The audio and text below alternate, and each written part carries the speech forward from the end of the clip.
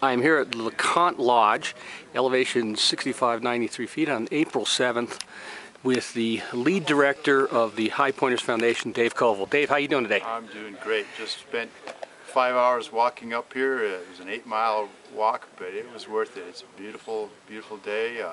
We have 24 of our Highpointers Club friends here with us, and I only brought a few beers in the backpack. But Dave, you are the lead director of the Highpointers Foundation.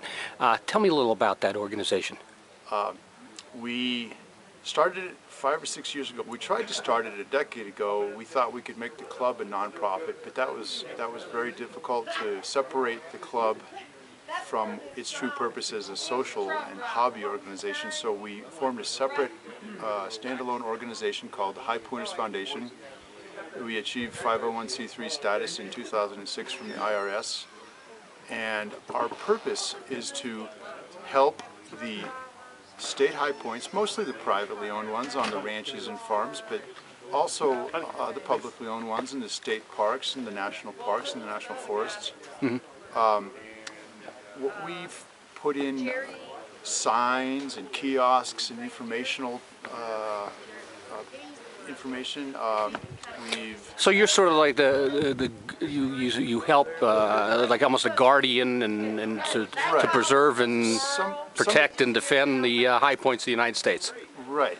And you know, there's a tremendous variety, and some of them are famous places like Mount Washington and Mount Rainier, and some of them are just obscure little hills in the middle of nowhere on some private person's land. So they're the ones that sort of need more protection. Right. We've done signs. We've had some trails that we've brought in. We've brought in a little mailbox register where people can sign in and say they were there. We've helped some of the ranchers with their road activity. We've helped. We've installed some. Oh boy, benches. We've done a lot of things. We've raised about $50,000 in the 5 years, which is amazing. Now, if somebody wants to give a contribution to the club, and again, it is a tax-deductible contribution, am I correct? Totally. Okay, how do they do that? How would they give a contribution? The easiest way to do that is to go to the website, Highpointers, which is a plural word, highpointersfoundation.org, and you just hit the fundraising button. Most people send us a check, but we actually have a button they can click on. They can pay PayPal, they can do Visa, they can call, whatever they would like to do. They can. There's 10 directors of the foundation, and they can contact any of those folks.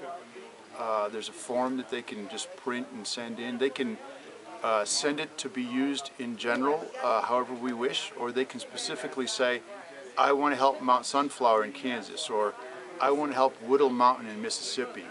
That's my favorite place. I would really like to see my funds go there. Now, if they want to help out the foundation in other ways, is that possible? Sure. We've got some project days that we organize where we get together and we help do trail work. We install some of these benches. We have recycled plastic benches that are made in America, right in Iowa, that we put a plaque on them that says Highpointers Foundation, Highpointers Club, and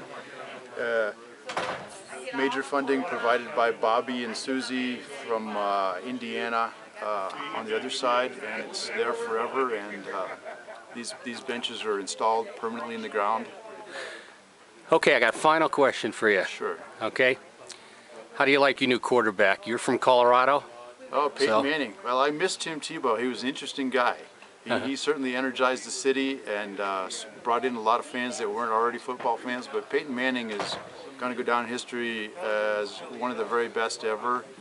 It'll be a very interesting football season. We'll see how it goes. Great. Thanks for your time, Dave. I appreciate it. Thank you.